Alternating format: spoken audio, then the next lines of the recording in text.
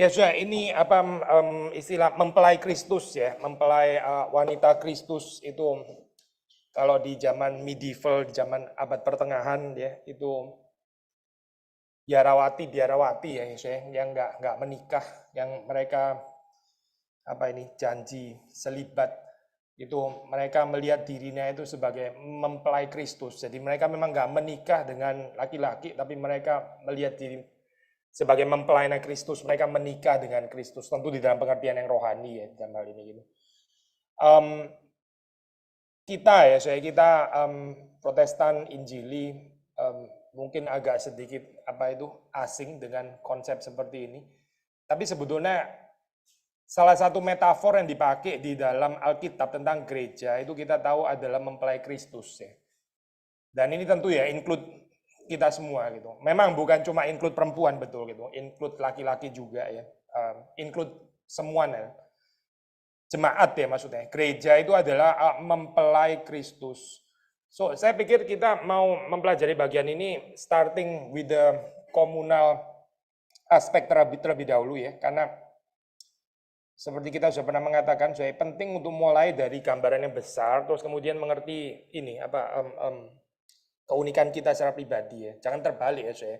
Banyak orang tuh nggak ngerti-ngerti kekristenan karena dia itu selalu mulai dengan yang dirinya sendiri. Gitu. Lalu waktu datang ke gereja, ya dia mau mencari tentang dirinya sendiri gitu ya. Itu pertanyaan-pertanyaan eksistensial individual seperti itu bisa nggak mendapatkan jawaban karena keliru gitu, karena nggak mau melihat keutuhan pekerjaan Tuhan, kerajaan Allah, jemaat, gereja ya. Tapi urusannya adalah dia dan keluarganya gitu misalnya ya, dia dan suaminya, dia dan anaknya. Pusing ya saya kayak begini ya. Dan kalaupun orang belajar hal seperti ini, saya khawatir dia nggak bertumbuh, saya nggak bertumbuh. Karena apa ya? Karena putarannya terjadi di sana terus. Dia akhirnya nggak pernah bisa melihat dirinya individu itu di dalam konteks keseluruhan ya, di dalam konteks keseluruhan, di dalam konteks pekerjaan Tuhan, dan itu melelahkan deh saya kehidupannya seperti itu gitu. Itu bukan melelahkan untuk gereja yang melayani dia saja loh, saya itu melelahkan untuk orang itu sendiri juga gitu. Karena sekali lagi ya saya kita nggak dipanggil untuk mengerti itu mulai dari diri kita, terus kemudian setelah itu mencari makna gereja itu apa atau siapa gitu misalnya ya. Biasanya itu setengah mati saya kira. Gerakan seperti itu setengah mati gitu. Sudah baca doa Bapa kami ya. Bapa kami ada di sorga, dikuduskanlah namamu. Kan mulai dengan Allah ya, mulai dengan kerajaannya. Baru setelah itu bicara tentang urusan apa? Makanan kami, itu pun juga makanan kami, bukan makananku tapi makanan kami ya. Jadi, sudah melihat di situ pembicaraan tentang makanan kami, memang betul relate dengan kingdom of God, relate dengan kerajaan Allah. Tapi kerajaan Allah itu sebetulnya adalah yang mendikti semuanya gitu ya. Kalau kita nggak melihat kerajaan Allah ini ya, saya khawatir kita membicarakan keluarga lah, kita membicarakan apalagi saya pekerjaan lah, kita membicarakan anak, suami, kita membicarakan negara, bahkan kita membicarakan gereja. Sebetulnya itu bicara kerajaan sendiri gitu. Kerajaanku, ya terus kemudian perspektifku kerajaanku dan proyeksiku dan sebagainya yang dipancarkan ya di dalam pengertian akan gereja gitu. Cari gereja yang bagaimana yang cocok untuk keluargaku lah gitu maksudnya. Putarannya di situ lagi gitu. Karena apa ya? Karena senternya nggak pernah Tuhan, nggak pernah kerajaan Allah, tapi diri sendiri dan plus perhaps keluarga itu tadi. Makanya sekali lagi ya saya penting untuk mempelajari dari yang besar, terus kemudian kita mengerti yang kecil, yang unik, yang particular itu apa gitu. Apalagi di dalam Alkitab kan memang bicara mempelai Kristus ya. Ini ya berarti metafornya kan memang diambil dari relasi suami istri. Kristus itu seperti mempelai laki-laki, lalu terus kemudian jemaat itu seperti mempelai perempuan, atau terbalik ya. Sebetulnya lebih tepat adalah suami itu seperti Kristus itu ya, yang model sesungguhnya kan Kristus. Lalu terus kemudian istri itu seperti jemaat ya. So yang kita mau pelajari di sini itu jemaat sebagai the bride of Christ, dan hopefully dengan prinsip ini lalu kita bisa terapkan di dalam kehidupan pernikahan kita gitu ya, termasuk itu. Maksudnya di dalam kaitan ini ya. The church as the bride of Christ. Nah, so ada beberapa bagian di dalam firman Tuhan Perjanjian Baru ya, tentu saja itu yang membahas tentang Bride of Christ ya, gambaran gereja. Itu ada di Matius, Johannine writings, Pauline, tulisan Paulus ya. So kita mulai dengan Paulus dulu ya. 2 Korintus 11 ayat 1 sampai 6. Alangkah baiknya jika kamu sabar terhadap kebodohanku yang kecil itu. Memang kamu sabar terhadap aku. Sebab aku cemburu kepada kamu dengan cemburu ilahi. Ini Paulus berkata kepada jemaat di Korintus ya. Karena aku telah mempertunangkan kamu kepada satu laki-laki untuk membawa kamu sebagai perawan suci kepada Kristus. Perawan suci kepada Kristus. Mirip sekali ya, saya kayak orang di zaman abad pertengahan loh ini ngomongnya gitu. Gereja itu seperti perawan suci yang dibawa kepada Kristus. Tetapi aku takut kalau pikiran kamu disesatkan dari kesetiaan kamu yang sejati kepada Kristus, sama seperti Hawa diperdayakan oleh ular itu dengan kelicikannya. Sebab kamu sabar saja jika ada seorang datang memberitakan Yesus yang lain daripada yang telah kami beritakan, atau memberitakan kepada kamu roh yang lain daripada yang telah kamu terima, atau Injil yang lain daripada yang telah kamu terima. Tetapi menurut pendapatku sedikit pun aku tidak kurang daripada rasul-rasul yang tidak ada taranya itu. Jikalau aku kurang paham dalam hal berkata-kata, tidaklah demikian dalam hal pengetahuan. Sebab kami telah menyatakannya kepada kamu pada segala waktu dan di dalam segala hal. Lumayan padat sih, tapi kita mesti membatasi di dalam pembahasan ini ya hari ini. So, sekali lagi ya, pertama kita mau merenungkan Paulus memosisikan dirinya, ya, ini Paulus ya, seorang hamba Tuhan, ya. Dia melayani di gereja Tuhan. Lalu dia melihat jemaat itu sebagai mempelai wanita, Kristus itu sebagai mempelai laki-laki ya. Mempelai wanita itu jemaat, lalu terus kemudian Kristus itu adalah mempelai laki-laki. Tugasnya, penempatannya Paulus di sini di mana sih? Penempatannya Paulus di sini adalah ya dia adalah yang mempertunangkan jemaat kepada Kristus sang mempelai laki-laki. Saudara perhatikan ya, Paulus itu nggak pernah mengambil posisi mempelai laki-laki ya bagi jemaat ya. Mempelai laki-laki itu adalah Kristus. Ini mirip sekali dengan Yohanes ya, kita sudah pernah bahas ini di dalam Injil Yohanes Pembaptis maksudnya ya. Itu kan ada kalimat yang Yohanes mengatakan dia mesti makin besar ya, aku makin kecil. Terus kemudian sukacitaku itu adalah sukacita mendengar mempelai laki-laki ya yang sedang bersatu dengan istrinya. Gambarannya itu image-nya itu ini ya, highly sexual actually gitu. Highly sexual itu gambaran itu malam pertama. Tentu pengertiannya Yohanes Pembaptis spiritual pasti ya, tapi gambarannya itu diambil dari malam pertama ya, di mana mempelai perempuan dan mempelai laki-laki itu intimacy itu pada malam itu. Lalu terus kemudian yang namanya basement itu jaga di luar tenda gitu ya, so make sure nggak ada yang ganggu. Terus waktu mereka mempelai laki-laki dan perempuan itu bersetubuh ya, terus ada kepuasan dan sebagainya. Itu yang dimengerti oleh Yohanes ya, waktu dia mengatakan sukacitaku itu adalah mendengar kepuasan daripada persatuan couple itu. So nggak ada insecurity, nggak ada iri hati di sini ya, nggak ada kesempitan hati ya, nggak ada krisis identitas gitu. Dan saudara melihat di sini baik Yohanes Pembaptis maupun Paulus itu beres ya waktu melihat bagian ini. Nah begini saya, ini agak sedikit kompleks ya. Kita memang waktu kita melihat hubungan gini kita menempatkan dirinya itu di mana? Itu kan sesuatu yang boleh berganti-ganti ya. Maksudnya ini pertama mempelai laki-laki, mempelai perempuan. Kita bisa menempatkan diri kita itu di Paulus gitu ya, misalnya. Melihat keluarga kita itu bukan sebagai kita yang memiliki gitu. Tapi bagaimana kita membawa keluarga kita itu untuk dipertunangkan kepada Kristus ya, dibawa kepada Kristus. Bukan bagaimana saya exercising authority ya, either sebagai istri sih kacau lah pasti gitu ya, tapi juga sebagai ibu misalnya gitu ya, yang didengarkan, yang dihargai dan sebagainya. Tapi menempatkan diri seperti Paulus yang mempertunangkan ya, so keluarga itu dengan Kristus ya. Saya percaya kalau kehidupan seperti ini ya, kita menghidupi kehidupan seperti ini, hidup kita itu lebih rileks ya. Dan kalaupun kita sedih, kita sedihnya itu suci gitu. Sedihnya itu holy grief ya, bukan selfish gitu, bukan gitu.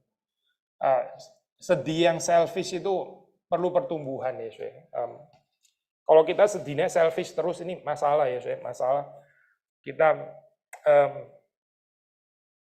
nggak menjadi kesaksian sebetulnya, meskipun realistically ada saat-saat seperti itu ya. So sekali lagi ya, kalau sudah melihat di dalam kehidupan Paulus ya, itu ketakutannya, kekhawatirannya, kan ayat 3 bilang, tetapi aku takut kalau pikiran kamu diserahkan dari kesetiaan kamu yang sejati kepada Kristus. Ketakutannya Paulus itu apa? Ketakutannya Paulus itu adalah kalau jemaat Korintus tidak setia kepada Injil Kristus, tidak setia kepada Kristus ya. Ini jangan dibaca salah seperti kayak, apalagi kalau sudah baca di dalam ayat-ayat berikutnya, seperti kayak Paulus sendiri ketakutan kalau dia ditolak oleh jemaat Korintus ya, itu bukan poin yang utama, bukan di situ. Ini di dalam konteks karena ada pengajar-pengajar yang menyesatkan ya, yang masuk ke sana mengacaukan dengan memberitakan Injil, akhirnya tuh jemaat itu disesatkan daripada pikiran seharusnya itu tertuju dan hati, pikiran dan hati yang seharusnya tertuju kepada Kristus. Aku takut kalau pikiran kamu disesatkan dari kesetiaan kamu yang sejati kepada Kristus. Sama seperti Hawa diperdayakan oleh ular itu dengan kelicikannya. Ya, ini bukan sekstis ya, saya bukan ya. Di dalam ini apa Alkitab, ini firman Tuhan ya, saya. Ini kalau dibaca dari perspektif orang modern ya, semuanya teriakan equality, apalagi pembacaan feminis dan sebagainya. Ayat-ayat ini bisa dianggap misoginis gitu. Tahu misoginis ya, saya? Terlalu diskriminasi wanita gitu. Hawa diperdayakan oleh ular. Memang Adam kagak apa gitu misalnya. Hawa lagi, selalu perempuan yang dipersoalkan. Well, kenyataannya Hawa memang jatuh lebih dulu sih gitu. Hawa yang mengganggu kok benar gitu. Itu saudara kalau kesulitan menerima itu, I think saudara bermasalah dengan Alkitab. Benar loh. Despite ini ya, gerakan feminisme sekarang. Tapi balik lagi ya. Hawa diperdayakan oleh ular itu dengan kelicikannya. Ya ini sama seperti Hawa ya, perempuan itu bisa diperdayakan oleh ajaran yang sesat. Gereja itu by the way ya, gereja itu di dalam tulisan kuno ya, itu pakai she ya ngomongnya. Kalau sekarang di tulisan modern jadi it gitu ya. Sebetulnya gereja itu she sebutnya ya. Di dalam bahasa-bahasa yang ada artikel feminin, maskulin, neuter dan sebagainya, itu gereja itu artikelnya itu feminin gitu.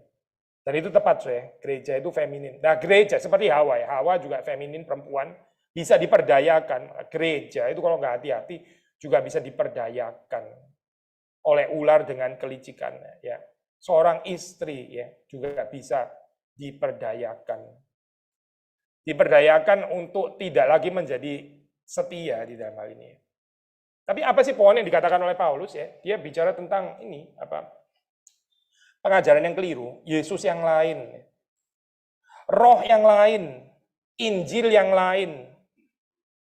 So, kalau kita mau menghayatinya di dalam kehidupan keluarga, di dalam hubungan suami istri ya, itu bukan cuma bicara tentang bagaimana kita bisa tetap setia kepada suami atau suami yang tetap setia kepada kita ya, itu kayaknya nggak distinctively Kristen sih saudara.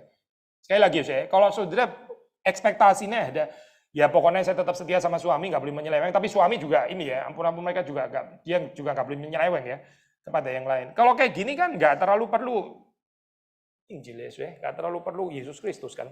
Maksudnya agama lain juga akan setuju kali dengan ini. Ini terlalu universal gitu. Saya bukan mengatakan ini salah, ini bukan sesuatu yang salah tentu saja gitu ya.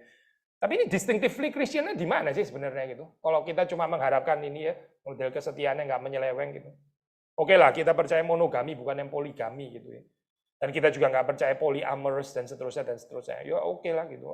Ya tapi yang nggak percaya polyamorous, nggak percaya poligami juga lumayan banyak lah gitu. Banyak juga gitu, bukan cuma orang Kristen kayaknya. Jadi apa yang membedakannya? Yang membedakan apa? Yang distinctively itu apa? Bagaimana menghidupi narasi Injil sekali lagi di dalam kehidupan keluarga. Bagaimana tidak membiarkan ideologi-ideologi lain yang bukan Injil itu menguasai kehidupan keluarga. Kita bicara tentang mendidik anak ya. Nah, di situ kita bicara ada cara mendidik anak yang sesuai dengan Injil. Ada cara mendidik anak yang model legalisme pelagianisme ya. Yang nggak ada pengampunan, ya, yang terus nuntut dan sebagainya, itu bidat legalisme.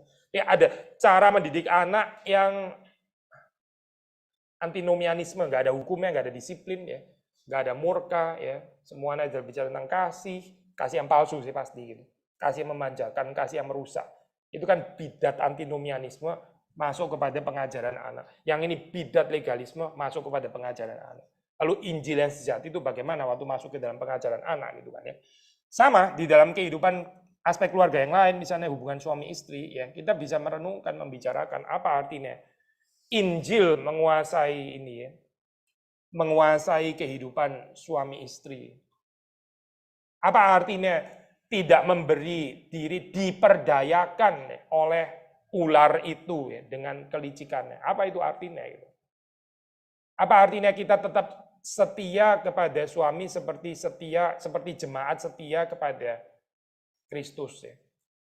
Nah, kalau sudah membaca, kita pergi ke bagian lain ya. Ini apa? Efesus yang terkenal itu. Kita membaca Efesus 5:22-31 ya. Di situ dikatakan istri submit tunduk kepada suami seperti kepada Tuhan. Jadi jelaskan saya intinya itu seperti jemaat yang tunduk kepada Tuhan.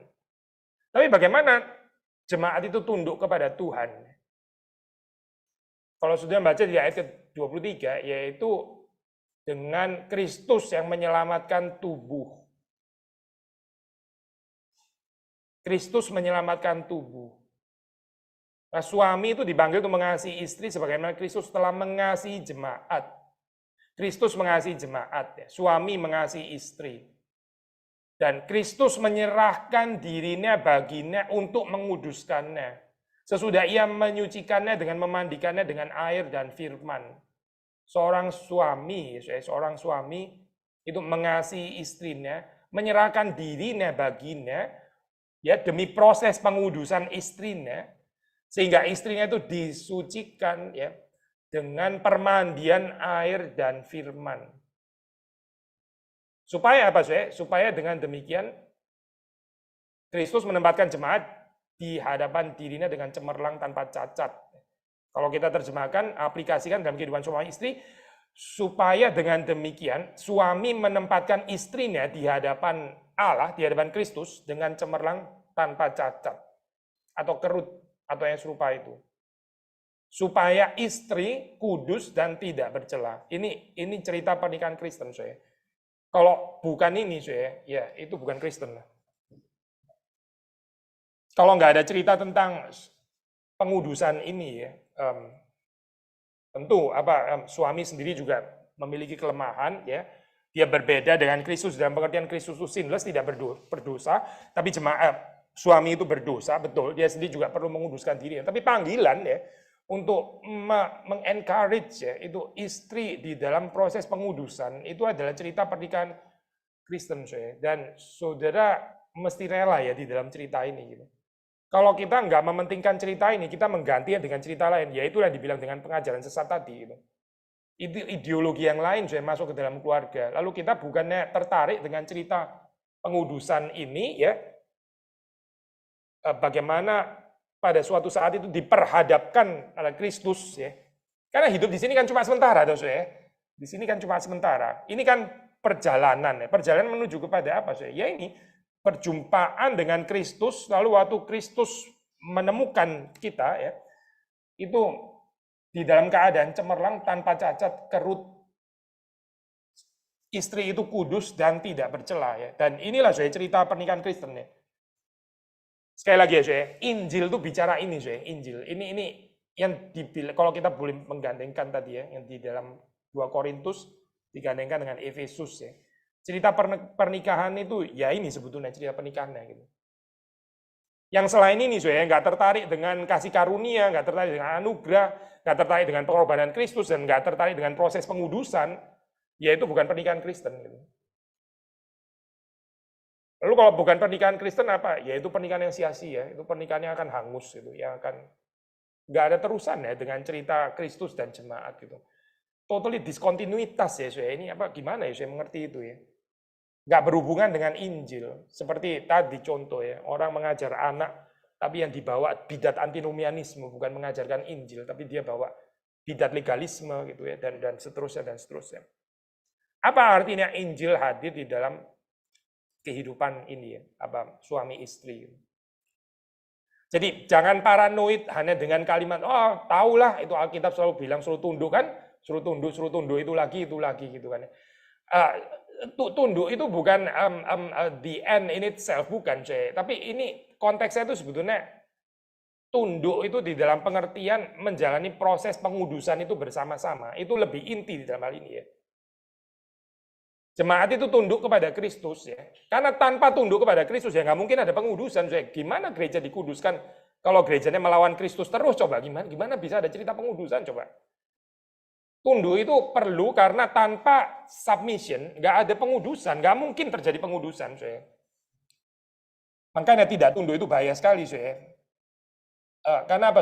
Ya karena yang rusak itu pengudusan. Gitu. Pengudusan itu pasti rusak dengan sikap hati yang nggak mau tunduk di dalam hal ini ya. So, di dalam pernikahan ya, itu kita lumayan pasti gitulah ya, lumayan pasti. Ada seorang mengatakan seperti, dan ini kalimat saya sangat setuju ya, kita itu menikah dengan orang yang kalimatnya gimana persisnya, tapi kira-kira lagi nih, dia bilang nih, kita tuh menikah dengan orang yang ternyata lebih berdosa daripada yang kita pikir gitu.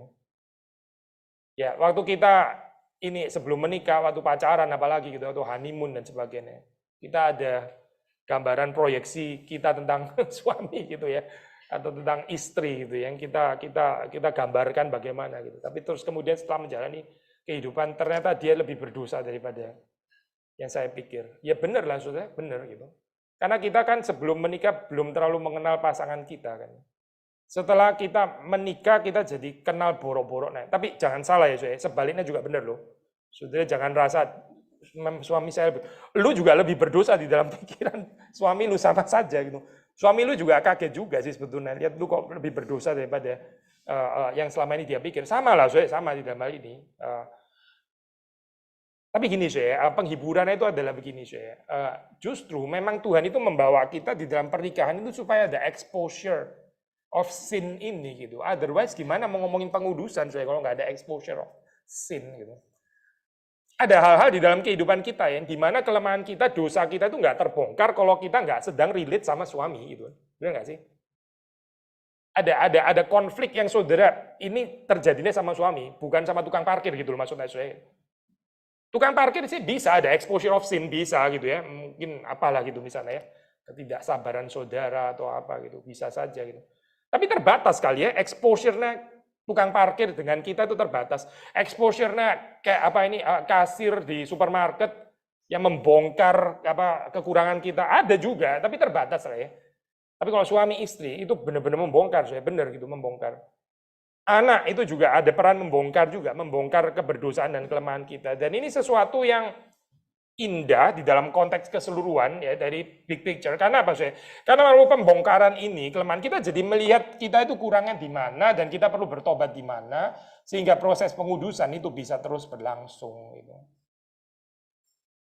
Jangan defensif ya jangan defensif itu. Kalau kita defensif kita membahayakan proses pengudusan ini loh. Waktu kita terekspos kelemahannya, kita jadi defensif, kita jadi membenarkan diri. Lalu terus kemudian kita lebih suka menyalahkan pasangan kita dan sebagainya. Ini masalah kayak begini gitu. Berarti kita nggak bersedia ya menghidupi cerita Injil ini. Injil ini kan bicara tentang pengudusan di sini. Sekali lagi ya saya baca ya. Ayat 25. Hai suami, kasihilah istrimu sebagaimana Kristus telah mengasihi jemaat, telah menyerahkan dirinya baginya untuk menguduskannya sesudah ia menyucikannya, memandikannya dengan air dan firman, supaya dengan demikian ia menempatkan jemaat di hadapan dirinya dengan cemerlang tanpa cacat atau kerut atau yang serupa itu, tetapi supaya jemaat kudus dan tidak bercela. So, pernikahan itu indeed adalah school of holiness, school of sanctification, dan itu sangat-sangat intensif ya. Saya bukan mengatakan kalau saudara nggak menikah, saudara nggak akan dikuduskannya agak kurang. Saya bukan itu loh, jangan ditafsir ke arah sana ya, bukan itu. Tuhan punya caranya sendiri kalau orang nggak menikah ya, Tuhan pasti ada caranya sendiri juga akan menguduskan juga. Pasti karena dia maha kuasa kok. Tetapi saya mengatakan orang yang menikah itu ya seperti kayak di jalan tol ini pengudusannya ya. Termasuk dengan jatuh bangunnya gitu. Karena itu sangat-sangat intensif. Ya. kita berurusan itu intens sekali ya kalau kita menikah dengan kita nggak menikah gitu. Kita nggak menikah itu pertama kita bisa agak pilih-pilih ketemu dengan siapa, benar nggak sih, Saudara? Saudara kan nggak tinggal terus sama orang yang saudara nggak nikah gitu kan ya, paling tinggal pun ya apa terus setelah itu ya sudah kan gitu. Tapi kalau suami istri kan sudah di situ terus itu maksudnya, dia akan di situ terus itu. Terus di dalam keadaan seperti itu ya itulah Tuhan memakai sarana ini untuk mengerjakan pengudusan di dalam kehidupan saudara dan saya. Maka sudah di dalam hal ini ya, itu berbeda dengan gambaran si Hollywood gitu ya, yang menemukan suami idaman yang dicintai, yang mengasihi, yang bisa mencintai, mengerti, karena bakal pas banget kalau ketemu orang seperti itu ya. Di dalam maha bijaksana Tuhan ya, itu mungkin bukan yang terbaik gitu. Mungkin itu jadi idolatry loh, saudara.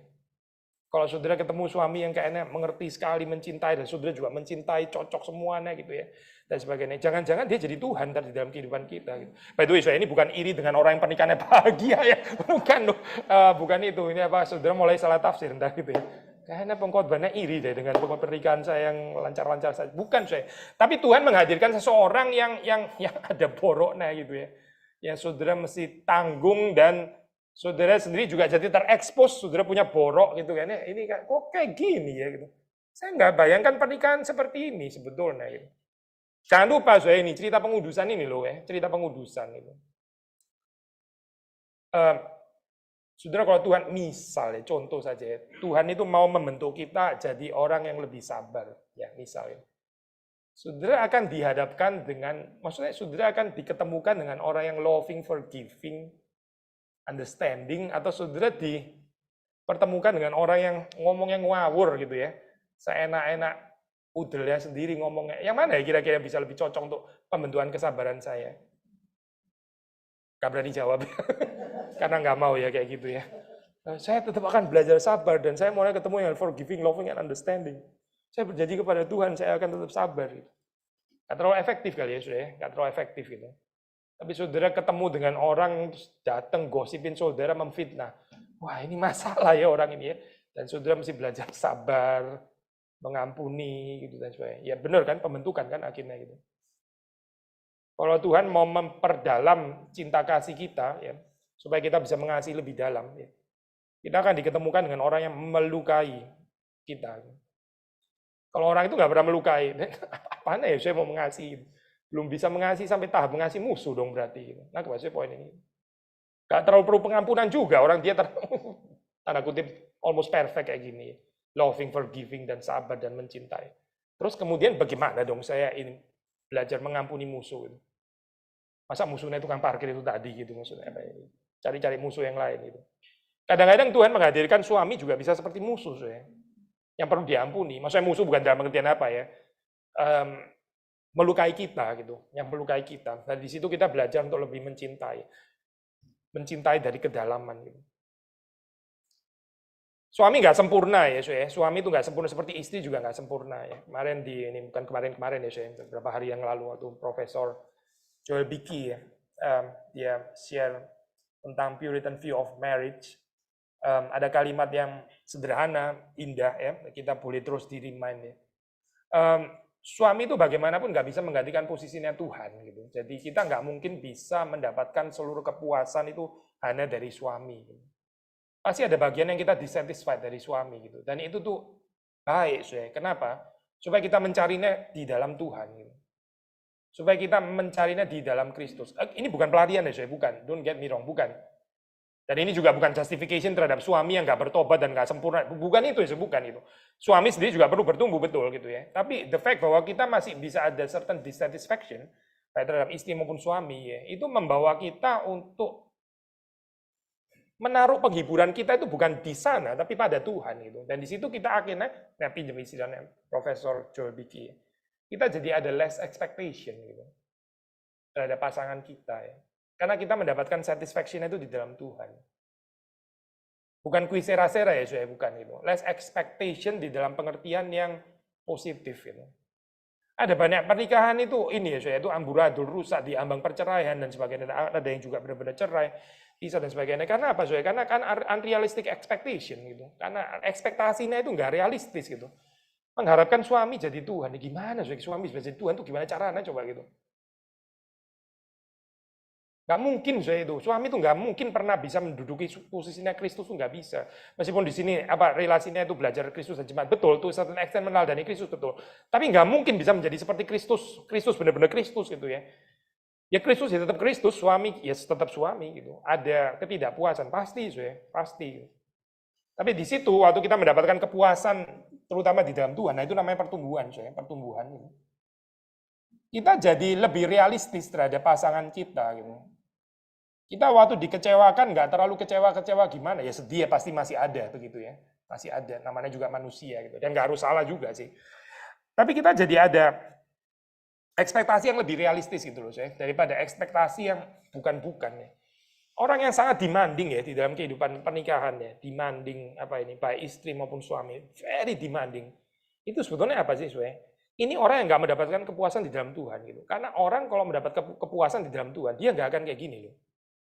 Sudah pernah pikir ini nggak ya?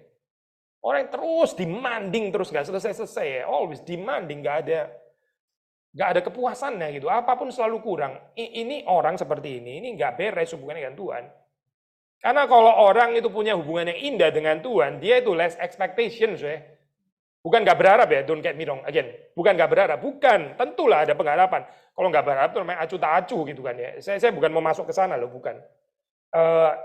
Tapi ekspektasinya itu ekspektasi yang realistis, yang ada belas kasihan, ada pengampunan, ya, ada cinta, ada compassion dan sebagainya. Gitu. Karena dia mendapatkan kepenuhannya itu di dalam Kristus. Jadi dia nggak mencari bagian itu lagi di dalam suaminya atau di dalam anaknya atau apa ya. Karena sudah diselesaikan oleh Kristus. Contoh sederhana saya, orang yang memiliki kebutuhan perasaan dikasih. Orang kalau nggak mendapatkan ini di dalam Kristus ya, kalau dia nggak mendapatkan di dalam Tuhan, kalau dia nggak mendapatkan di dalam cerita Injil, akhirnya dia menuntut anggota keluarganya untuk mengisi kebutuhan perasaan dikasihinya itu. Saudara, kita itu manusia berdosa, mana bisa kita mengasihi dengan sempurna itu bagaimana gitu. Kita ini orang berdosa loh. Suami itu orang berdosa gitu. Lalu terus kemudian seorang istri mengharapkan apa itu suaminya memperlakukan dia seperti goddess gitu atau apa ya? Seperti dewi gitu atau apa ya? Yang worshiping dia gitu. Ini benar nggak sih kayak gini nih? Siapa yang bisa melakukan itu ya? Maksudnya suami nggak ada sih kemampuan itu, nggak ada. Terus terang saja gitu. Yang bisa melakukan itu ya bukan memperilah ya bukan ya, tapi yang betul-betul mengasihi dengan sempurna itu Kristus gitu, Kristus. Suami itu kasihnya selalu broken di dalam hal ini.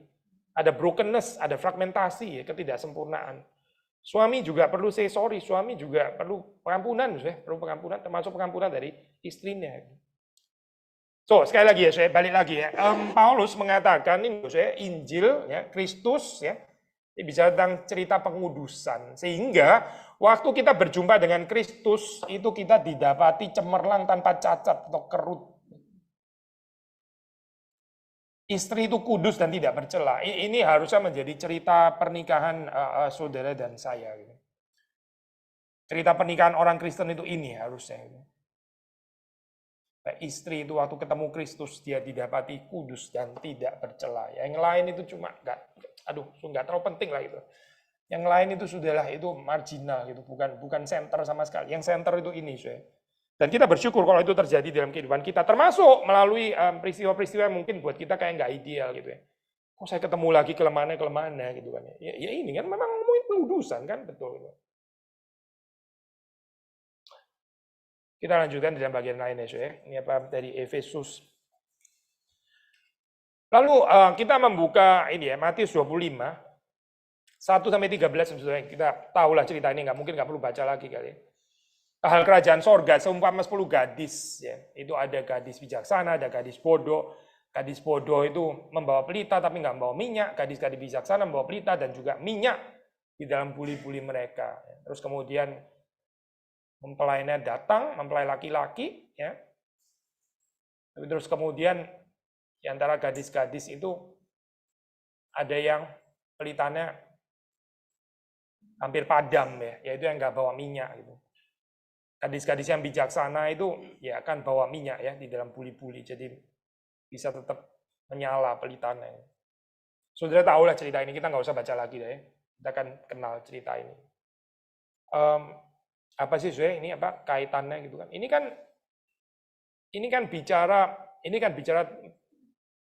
kan parable of 10 virgins ya, 10 virgins. Somehow itu ada gambaran ini apa related dengan marriage juga ini ya, bride virgin metaphor. Sudah jangan pikir apa macam-macam seperti itu. Kenapa mesti 10 ya, ini berarti poligami dan sebagainya. Jangan dipikir macam-macam ya, saya nggak tertarik menjawab itu. Pokoknya di sini ada konsep marital gitu aja ya, konsep marital gitu. Ini bicara tentang marital image ya. Kan bicara mempelai kan gitu kan. Bicara mempelai. Yang kita tertarik mau bicara di sini adalah ini saya minyaknya ini apa ya itu? Apa ya minyaknya ini? Ada ya berbagai macam penafsiran saya. Tapi kalau sudah baca di dalam konteksnya itu kita bisa mengertinya ya. Minyak itu adalah steadfast seal for the kingdom of God. Itu adalah seal itu apa ya? Roh yang menyala-nyala dan terus-menerus ya. Stabil ya untuk kerajaan Allah. Sehingga pelitannya nggak padam gitu. Pelitannya itu terus menyala ya. Berarti ada zeal ya, ada semangat, ada cinta akan kerajaan Allah yang nggak padam dan itu mesti harus menyala. Calvin deh, saya baca Calvin tafsirannya dibicara seperti ini. The plain and natural meaning of the whole is that it is not enough to have ardent zeal for a short time. If we have not also a constancy that never tires. Jadi Calvin di sini mengontraskan, ya seal sih memang ada passion gitu. Seperti orang nikah juga bisa ada passion kan ya, ada excitement ya, ada apa itu imajinasi dan sebagainya, bunga-bunga dan sebagainya. Tapi pertanyaan ini for a short time atau ada constancy that never tires ya. Ini kebakar tapi cuma hangat-hangat tai ayam gitu ya. Terus menjadi kecewa, terluka, sakit, pahit dan sebagainya, ya traumatis dan seterusnya, udah kayak gini gitu. Atau ini steadfast seal. Menarik ya, di dalam parable ini nggak ada yang nggak bawa pelita kan ya. Jadi kayaknya semua orang di dalam pernikahan itu ada deh entusiasme. Saya nggak tahu ya, hopefully kita cukup normal ya. Kalau kita di hari pernikahan pun sudah sebel, waduh ini gimana ya. Honeymoon pun sudah ngamuk-ngamuk, sudah rasa bener nggak ya kita nikah sebenarnya. Walah, baru bulan pertama sudah ngomong kayak begini. Tapi kalau orang normal, semuanya ada seal lah, ada passion gitu ya. Di tahun-tahun pertama itu ada passion gitu. Pertanyaannya, passionnya ini lasting atau enggak gitu kan. Itu bisa padam. Nggak ada yang nggak punya seal tuh nggak ada. Semuanya itu bawa pelita, berarti pertama itu ada nyalanya semuanya itu kan. Tapi pertanyaannya terus kemudian setelah tidur, bangun, itu pelitanya masih bisa nyala terus karena ada oil, ada minyak atau hampir padam. Nggak ada konstansi berarti nggak ada ketekunan ya. Seal-nya itu cuma di tahun-tahun pertama, di bulan-bulan pertama. Terus kemudian merasa letih ya. Saudara, kalau kita mengikuti Injil ya, itu cinta kasih kita itu harusnya makin lama makin dalam bukan makin pudar gitu. Cinta kasih kita kepada Tuhan itu harus makin lama makin dalam. Cinta kasih kita kepada gereja harus makin lama makin dalam. Cinta kasih kita kepada keluarga, kepada keluarga, kepada suami, pada istri, kepada anak-anak ya, kepada orang tua termasuk mertua, itu harusnya makin lama makin dalam, harusnya gitu. Bukan hangat di pertama terus habis itu kendor. Kalau hangat di pertama terus setelah itu kendor, ya itu berarti gadis bodoh dong. Gadis bodoh yang nggak masuk ke dalam kerajaan sorga itu. Cerita ini hadir nggak ya di dalam kehidupan pernikahan kita? Gitu. Ardent seal ini ya, steadfast seal ya.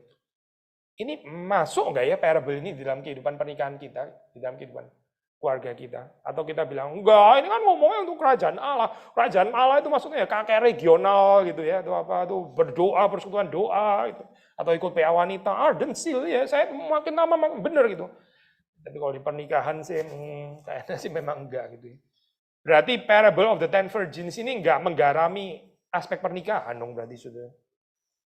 Kok cuma menggarami kakek regional gitu? Kok cuma menggarami kehidupan persekutuan doa hari Sabtu atau apa gitu? Kok enggak menggarami kehidupan keluarga ya.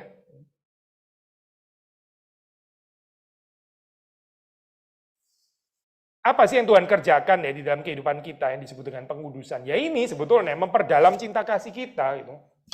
Ini cerita panggilan narasi yang kita nggak bisa lari ya sesuai, kecuali kita memang bukan orang pilihan. Yudas itu menolak pembentukan ini. Gitu. Yudas menolak pembentukan ini. Dia menolak pengudusan ya karena memang dia nggak pernah dibenarkan juga. Gitu. Dia menolak pembentukan untuk semakin mencintai Kristus. Itu nggak ada di dalam kehidupan Yudas. Jadi dia oke-oke saja dengan terus mencintai uang gitu dan nggak perlu diperdalam cintanya kepada Kristus. By the way, kalau saudara mulai di dalam kehidupan itu Petrus, Yudas, Paulus, Saulus ya juga nggak saling lebih baik bagaimana, enggak gitu.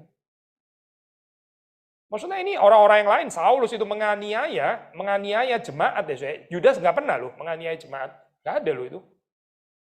So Saulus itu nggak kalah evil sebetulnya gitu. Petrus ya, dan murid-murid yang lain meninggalkan Yesus juga, nggak ada yang di kayu salib kecuali Yohanes gitu kan ya. So ini nggak bicara tentang kejahatan yang lebih daripada yang lain ya. Sebenarnya kalau bicara tentang kejahatan ya, tentang flaw ya, tentang kelemahannya.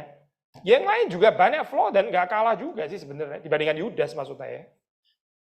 Tapi perbedaannya di mana sih? Perbedaannya ya, Petrus itu juga gagal, Petrus juga menyangkal. Tapi Petrus itu dia mau dibentuk ya, di-restore ya, dikuduskan untuk masuk kepada pengabdian, pengikutan cinta kasih yang lebih dalam kepada Kristus. Itu bedanya, soalnya. Yudas menolak itu. Yudas nggak ada cerita itu, soalnya nggak ada. Dia dibawa kepada cinta yang lebih dalam kepada Tuhan, itu nggak ada. Saudara nggak akan ketemu cerita itu di dalam Injil. Yudas menolak bagian itu. Yesus bukan nggak memberikan peringatan loh, saya. Bukan nggak memberikan peringatan, tapi ada sesuatu yang lain yang dia cintai lebih daripada Tuhannya. Ada sesuatu yang lain yang lebih menarik daripada itu. Tapi kalau kita betul-betul ada orang pilihan, kita nggak bisa melarikan diri dari cerita jalan salib ini. Dibawa kepada kehidupan mengasihi yang ada ketekunan. Steadfast seal, itu karena ada minyak, maka pelitannya itu bisa terus menyala. Dan bukan hampir padam, bukan jadi redup, tapi makin terang harusnya gitu. Kalau mau bicara, karena apa ya? Karena makin eskatologi harusnya kan makin kudus. Gitu. Lawan katanya apa sih? Lawan katanya ya ini ya, discourage gitu, discouragement di dalam pernikahan ya, discouragement di dalam kehidupan keluarga. Gitu. Ada orang discourage terhadap gereja ya, waduh itu pahit sekali ya, orang kalau sudah discourage terhadap gereja gitu. Sudah pahit gitu terhadap gereja, sudah nggak mau lagi datang ke persekutuan. Orang-orang Kristen, orang-orang munafik gitu misalnya ya, ngomong-ngomong tok tentang Injil, nggak jalanin Injil dan sebagainya. Mungkin ada benernya sih, mungkin. Tapi dia sendiri juga sepertinya kok kurang mengampuni gitu ya, kurang. Kan kalau bicara Injil itu kan termasuk mengampuni orang yang punya kelemahan. Dia kayaknya nggak bisa mengampuni, berarti dia juga nggak jalanin Injil kan. Self-righteous gitu, self-righteous, merasa benar sendiri. Rasa orang lain yang perlu bertobat, dia sendiri nggak perlu pembentukan. Ya, soalan ya, discouragement di dalam kehidupan keluarga, di dalam kehidupan berjemaat dan sebagainya, akhirnya bisa membawa kita yaitu padam gitu, hampir padam ya, seperti gadis bodoh ini. Jadi apa sekali lagi itu ya, bawa minyaknya itu apa gitu. Ya ini minta kekuatan Roh Kudus ya, berdoa kepada Bapa, minta supaya dia terus-menerus memberikan rohnya di dalam kehidupan kita sehingga ada holy seal, ada passion, ada gairah untuk kerajaan Allah. Ya. Bukan cuma untuk kebahagiaan keluarga ya, itu bukan kerajaan Allah ya, itu keluargamu dan keluargaku namanya gitu. Kerajaan Allah yang bisa tetap menyala itu adalah narasi kerajaan Allah.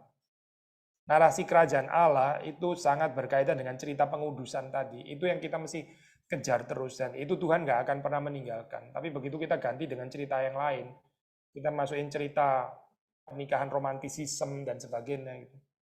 Ya Tuhan nggak tertarik di bagian ini, Tuhan nggak tertarik. Gitu. Karena the true romantic relationship itu pengudusan maksudnya saya. Kalau mau tetap pakai istilah ini ya. Yang dibawa sampai tidak bercacat dan tidak bercela. Ya ini nih sebenarnya. Romantik itu ini itu sebetulnya. Yang disebut romantik itu adalah diproses masuk kepada kekudusan seperti Kristus. Itu true romantic. Di luar ini, saya di luar cerita itu ya. Itu omong kosong semuanya gitu. Itu cerita pernikahan yang nggak layak untuk dihidupi oleh orang-orang Kristen. Karena nggak menarik sama sekali ya.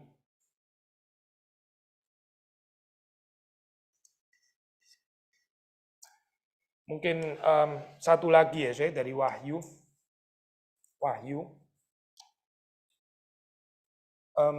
Kita membaca Wahyu 18 ayat 23 ya. Ini kan cerita Babel ya saya, Babel. Saya baca di 21 deh ya. Demikian Babel, kota besar itu, akan dilemparkan dengan keras ke bawah dan ia tidak akan ditemukan lagi. Dan suara pemain-pemain kecapi dan penyanyi-penyanyi dan peniup-peniup seruling dan sangkakala tidak akan kedengaran lagi di dalam. Dan seorang yang ahli dalam suatu kesenian tidak akan ditemukan lagi di dalam. Dan suara kilangan tidak akan kedengaran lagi di dalammu. Dan cahaya lampu tidak akan bersinar lagi di dalammu.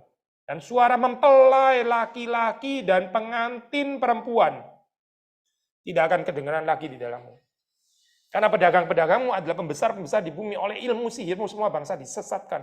Dan di dalamnya terdapat darah nabi-nabi dan orang-orang kudus dan darah semua orang yang dibunuh di bumi. Nah, lanjutin dulu saya, agak sulit ya bagian ini, tapi kita mau lanjutkan. 21 ayat 2 ya. Tadi kan kota Babel gitu ya. Sekarang 21 ayat 2.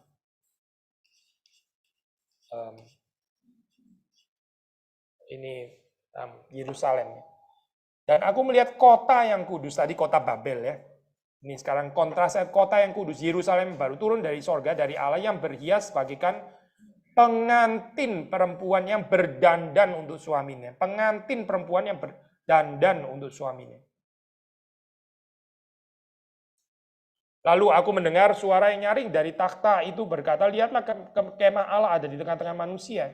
Dan ia akan diam bersama-sama dengan mereka. Mereka akan menjadi umatnya dan ia akan menjadi Allah mereka. Dan ia akan menghapus segala air mata dari mata mereka. Maut tidak akan ada lagi perkabungan atau ratap tangis atau duka cita. Sebab segala sesuatu yang lama itu telah berlalu. Coba sudah bandingkan ya, ini kontrasnya apa ya? Kota Babel dan kota Yerusalem ini ya. Ini kan Babel ya. Terus ini Yerusalem. Dua-duanya ada gambaran metafor bride kan ya, mempelai kan ya, dua-duanya hadir gitu ya. Coba, kota Babel ini ditandai dengan apa, Soe? Saya baca ya, sekali lagi ya, 18 ayat 22. Ditandai dengan suara pemain-pemain kecapi dan penyanyi-penyanyi. Jelas gak Soe bagian ini? Lalu di kota Babel ada peniup-peniup seruling dan sangkakala. Tapi pada akhirnya dihukum terus nggak kedengaran lagi kan ya. Tapi sebelumnya kan ada itu semua ya. Kalau kita teruskan ya. Di dalamnya juga ada apa lagi, Soe? Ada ahli kesenian. Artis, Soe, artis. Ahli kesenian. Tapi waktu dihakimi nggak ada lagi gitu kan ya. Tapi Babel ini punya artis. Lalu ada suara kilangan. Apa ya ini suara kilangan ini apa maksudnya? Kilangan apa, Soe? Kilangan anggur lah, berarti ada pesta di sini, ada anggur yang diproduksi. Ada suara kilangan, ada anggur ya. Babel itu pesta. Dan perhatikan 23 saya, terang benderang ada cahaya lampu. Babel ditandai dengan cahaya lampu. Saya nggak tulis di sini, sudah tulis sendiri deh ya. Ini sebenarnya boleh ditulis semua nih, saya di sebelah kiri itu ya. Lalu ada apa lagi, saya? Ada pernikahan, ada suara mempelai laki-laki dan pengantin perempuan. Pernikahan kan, saya ini kan ya. Padahal pernikahan yang romantik, pernikahan yang penuh dengan pesta, makanya ada kilangan anggur itu tadi gitu, nyewa-nyewa artis dan sebagainya. Itu gambarannya Babel. Lalu kita coba lihat ya, gambarannya Yerusalem yang adalah mempelai perempuan ya. Itu gambarannya apa, saya? Yerusalem kan disebut seperti bagaikan pengantin perempuan gitu. Ya. Yang ada apa di Yerusalem, saya? Tadi Babel kan yang ada, itu tadi ya, Saudara. Ini apa? Tadi ya, Saudara. Ini mau ditulis nggak sih supaya apa tadi? Ada artis, ada anggur lah, ada anggur ya berarti ada pesta gitu ya. Ada apa lagi? Ada pernikahan, mempelai laki-laki, mempelai perempuan gitu kan ya. Lalu apa tadi yang di atas? Peniup apa? Apa? Ya, ya, pemain kecapi, ya musikus apa gitu. Oh, ada cahaya, jangan lupa soal cahaya juga penting gitu ya, terang benderang gitu ya. Ini kota yang indah gitu. Cahaya di mana tadi ya? Terserah ya di mana ya. Setelah anggur kali ya, atau di mana tadi ya? Sebelumnya. Doesn't matter lah di mana ya. Ya, setelah anggur ya, benar ya. Oke. Sekarang coba sudah baca, di Yerusalem ada apa gitu. Ini kan tadinya ada ini, terus waktu dihakimi, ini semua jadi nggak ada kan ya, benar kan ya? Ini semua jadi nggak ada lagi gitu, sederhana kan ya. Nah sekarang saya tanya yang sama, Yerusalem adanya apa? Yang terus kemudian pada akhirnya nggak ada lagi. Sama kan ya strukturnya, sudah bisa ngikutin kan ya. Apa dong? Yang di Yerusalem yang ada apa? Kalau ini kan ada ini, ada terang, ada ini, ada artis, ada musikus, ada pesta, ada anggur dan sebagainya. Kalau di sini ada apa, Saudara? Apa, Saudara? Air mata, Saudara, air mata. Maut. Nangkep nggak, Saudara, ini poin ini? Ratap tangis. Iya, itu semuanya, betul. Lalu ini nanti akan diusap oleh Tuhan kan. Eskatologis ini diusap. Ini eskatologis ini diberhentiin gitu. Nah, sekarang Yerusalem sudah perhatikan, Yerusalem itu adalah pengantin perempuan. Ini perempuan sundal, ini perempuan sundal. Ini pengantin perempuan gitu. Pengantin perempuan ya. Kalau menurut kitab Wahyu yang benar ya, yang benar-benar pengantinnya Kristus, itu isinya adalah apa, Saudara? Air mata, bahaya kematian, ratap tangis gitu. Tapi ini sangat serius ya. Kalau cerita pernikahan saudara itu isinya adalah artis, anggur, hahihi dan sebagainya. Itu perempuan sundal gitu. Dan itu akan dihentikan oleh Tuhan di dalam. Jangan salah ngerti ya. Tuhan kok nggak senang saya bahagia sih gitu misalnya. Jadi nggak boleh minum anggur ini. Kita nggak tertarik bicara fenomena. Saya mau minum anggur, minum aja. Saya juga minum by the way ya. Hopefully nggak ada yang tersandung, nggak apa-apa juga sih gitu. Asal jangan mabuk. Bukan itu poinnya. Tapi menggambarkan gambaran pernikahan ya lebih mirip yang kiri daripada yang kanan. Itu pada akhirnya akan dihakimi Tuhan dan berakhir dengan ratap tangis dan kematian, kebinasaan gitu. Justru yang mendapatkan penghiburan yang sesungguhnya yang akan dimuliakan ya. Yang dikatakan waktu bertemu dengan Kristus itu nggak ada ini apa cacat, kerut dan sebagainya. Itu yang kanan, Saudara. Berarti yang di dalam kehidupannya itu penuh dengan tangisan, Saudara. Penuh dengan tangisan, penganiayaan, ya, bahaya maut dan sebagainya. Lukas kan bicara jelas ya, Saudara. Berbahagialah kamu yang menangis, ya. Kamu yang berduka cita, karena kamu akan dihibur. Terus apa, Saudara? Celakalah kamu yang, kalau di Matius nggak ada, Matius kan cuma ngomong yang positif, nggak ada yang negatif, nggak ada celakaan ya kan. Kalau Lukas ada gitu. Berbahagialah kamu yang miskin, ya, kamu mendapat kerajaan Allah gitu. Celakalah kamu yang kaya, di dalam kekayaanmu kamu mendapatkan penghiburanmu gitu kan ya. Itu Lukas itu. Berbahagialah kamu yang berduka cita, ya, kamu yang menangis karena kamu akan dihibur, kamu akan tertawa gitu. Yang celaka apa, Saudara? Celakalah kamu yang tertawa karena kamu akan menangis. Itu katanya Lukas. Persis gambarannya kota Babel. Celakalah kamu yang terang karena kamu akan gelap. Celakalah kamu yang tertawa karena kamu akan menangis. Celakalah kalau di dalam hidupmu banyak artis, musikus, anggur dan sebagainya. Ya, kesenangan-kesenangan itu, those luxuries and pleasure di dalam kehidupanmu. Celakalah kamu karena kamu akan dihakimi. Itu semua akan dihentikan oleh Tuhan. Karena ciri khas ya mempelai Kristus, tandanya itu adalah air mata, ratap tangis, dan bahaya maut. Kekristenan itu jalan sempit ya, saya betul-betul jalan sempit itu. Ya ini jalan salib itu. So orang membayangkan di dalam pernikahan nggak mau ada ratap tangis, maunya ada tiupan seruling dan sebagainya. Ya itu berarti cerita Babel gitu. Bagaimana ya mengerti hal ini? Apakah di dalam pernikahan nggak boleh ada kebahagiaan gitu? Apakah ini anti kebahagiaan? Apakah glorifying suffering gitu maksudnya? Apa kekerasan rumah tangga? Ya pasti bukan, saya bukan itu gitu. Tapi kadang-kadang gambaran pernikahan kita itu idealisme, nah itu saya idealisme kota Babel actually sebenarnya gitu. Yang dikejar itu adalah kebahagiaan kota Babel yang akhirnya akan diruntuhkan oleh Tuhan itu. Saudara, kita ini ada di dalam dunia yang berdosa, kita menikah dengan pasangan yang berdosa dan sebagainya. Gimana bisa nggak ada ratap tangis itu gimana, saudara? Anak kita juga anak yang berdosa, kita sendiri juga berdosa. Gimana kita nggak ada air mata itu gimana coba? Jelaskan kepada saya. Saudara hidup di dalam fallen world yang nggak bersahabat, yang hostile terhadap Injil. Terus kita nggak ada air mata. Gimana itu ceritanya, saudara? Bisa nggak ada air mata? Saya juga ingin tahu. Nggak mungkin, saya itu nggak ada air mata itu nggak mungkin. Kalau kita betul-betul menghidupi cerita pengudusan itu tadi ya, ketertarikan dengan seal for the kingdom of God, pasti ada air mata, saya pasti itu tanda orang pilihan sejati, disertai dengan air mata kehidupannya. Yang disertai dengan tertawa-tertawa itu ya itu saya, perempuan sundal. Ya itu yang dibilang ini, yang dibilang apa? Yang dibilang Lukas ya, celakalah kamu yang tertawa karena kamu akan menangis. Celakalah yang di dalam kehidupanmu itu terang benderang dan sebagainya. Karena itu akan berubah menjadi kegelapan. Kamu kehidupannya selalu disorot ya.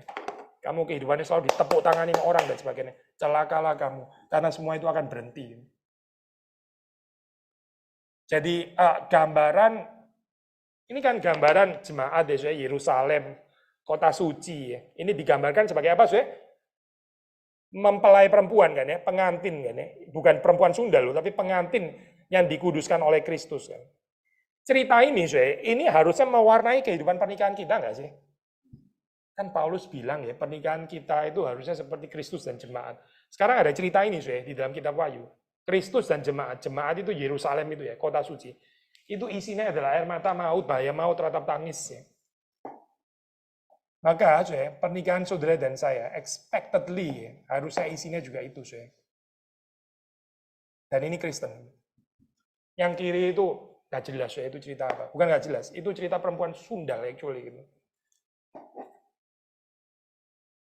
Harap Tuhan menolong kita ya untuk bisa menghidupi cerita ini. Again, bukan apa ya, menakut-nakuti atau apa. Sederhana sih kenapa ya, mengapa gitu. Ya karena ada terlalu banyak ya, ada begitu banyak hal yang seharusnya itu membuat kita itu berada dalam dunia yang berdosa ya. Itu lebih keluar air mata daripada kita tertawa-tertawa gitu.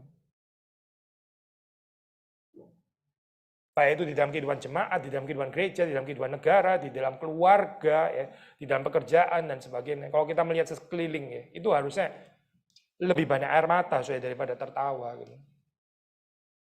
Tapi dunia kita, coba dunia kita dunia kita menyediakan namanya entertainment. Orang itu boleh melarikan diri daripada ratap tangis gitu kan. Membeli barang-barang yang mewah atau apa gitu ya. Itu obat bius namanya obat bius supaya saya nggak usah rasa sakit dan sampai mencucurkan air mata. Itu pelarian sebetulnya semuanya. Itu menolak proses pengudusan. Menolak proses pengudusan dikerjakan Tuhan di dalam kehidupan kita.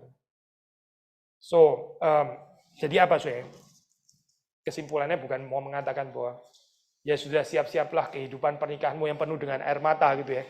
Sekali lagi ini intinya ya, kalau kita balik lagi ke Efesus, intinya itu adalah pengudusan itu tadi gitu. Dan di dalam pengudusan ini terjadi air mata, ada air mata yang keluar. Pengudusan kita kan belum sampai di sana, kita sendiri belum sempurna kekudusannya, pasangan kita juga belum sempurna kekudusannya. Makanya pasti ada air mata, ada rata tangis dan sebagainya. Kalau ini terjadi, ini beres, berarti pernikahan ini beres gitu. Pernikahan yang di dalam kehidupannya ada air mata karena proses pengudusan, pernikahan itu beres, betul-betul beres. Saya bukan bilang sempurna ya, tapi beres di dalam pengertian on the right track gitu maksudnya. Itu on the right track.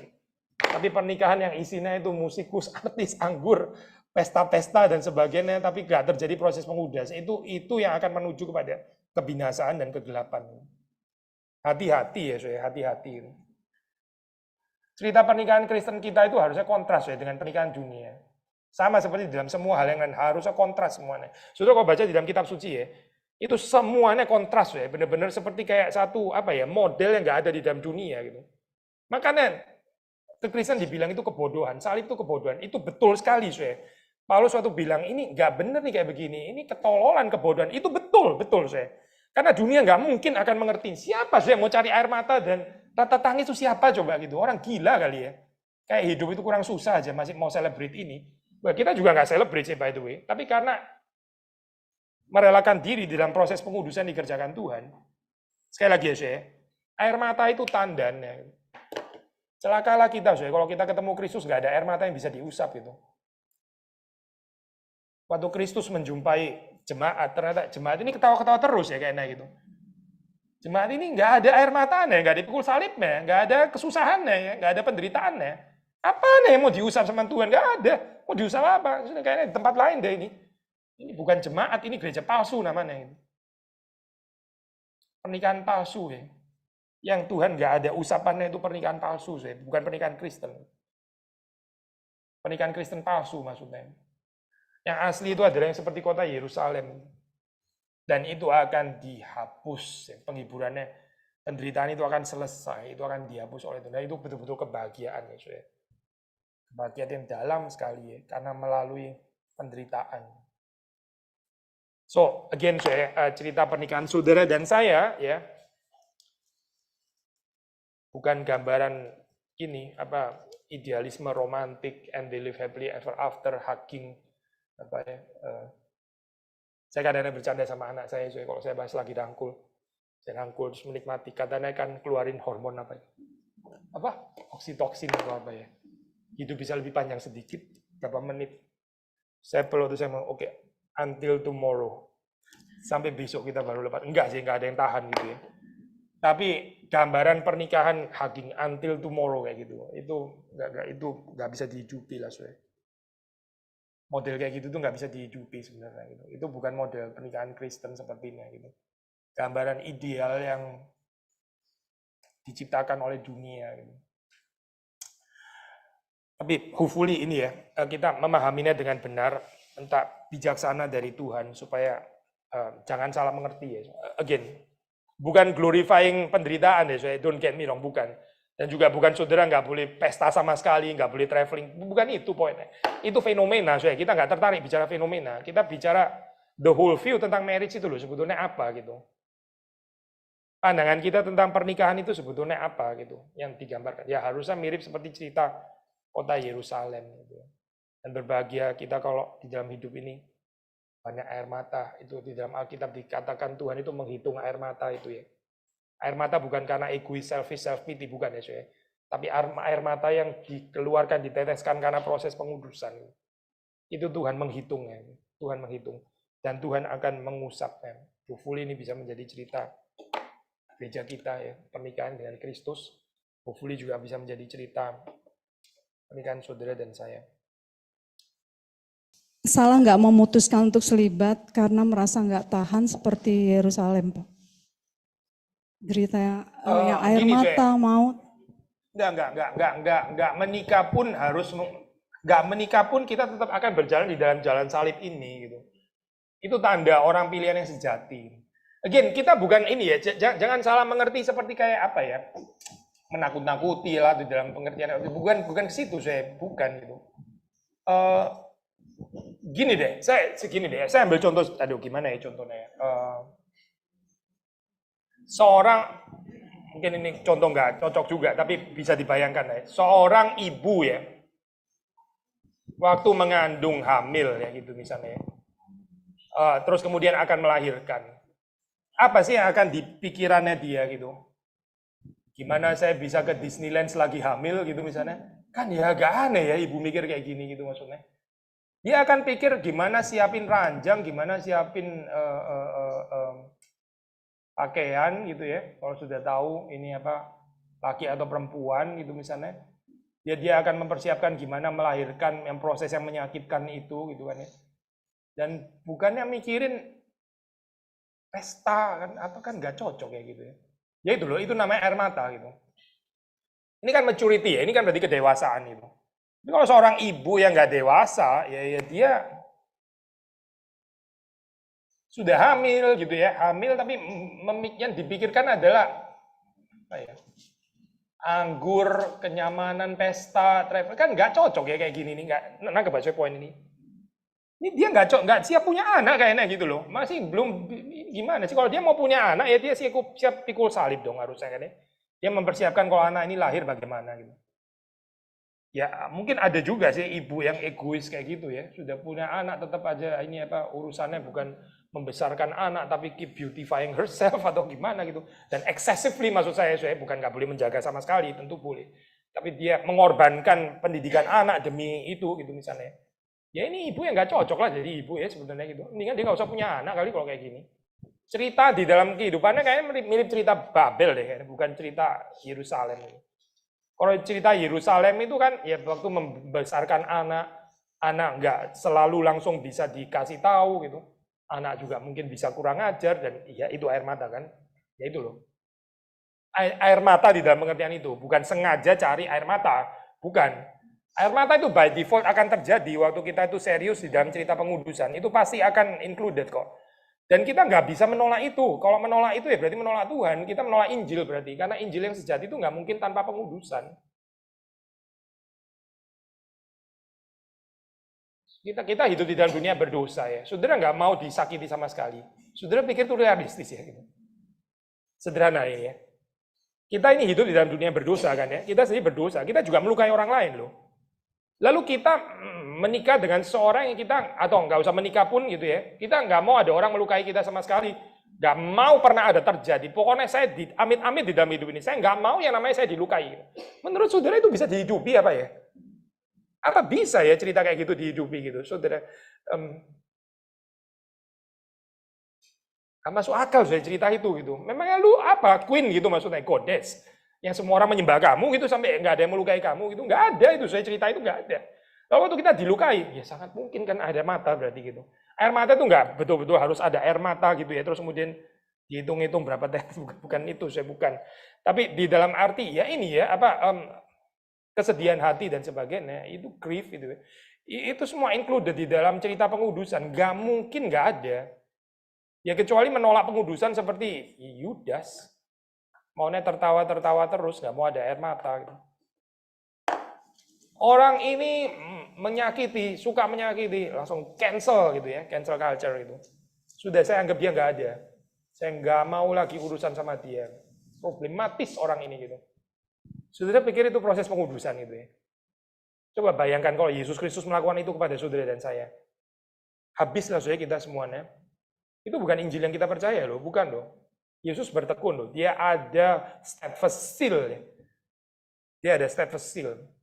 Dia nggak discourage. Saudara dan saya diundang itu nggak discourage juga dong.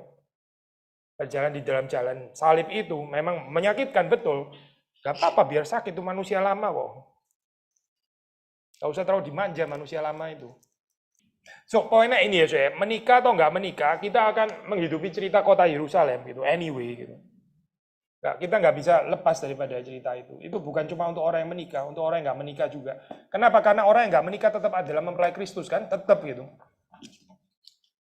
Kita semua mempelai Kristus ya, mau laki mau perempuan mau nikah nggak nikah kita semua mempelai Kristus. Jadi ini cerita narasi kota Yerusalem ini akan hadir anyway di dalam kehidupan orang-orang pilihan. Kecuali ya, yaitu orang-orang yang terus-menerus menolak pembentukan Tuhan, menolak pengudusan dan menolak Injil dan menolak Kristus.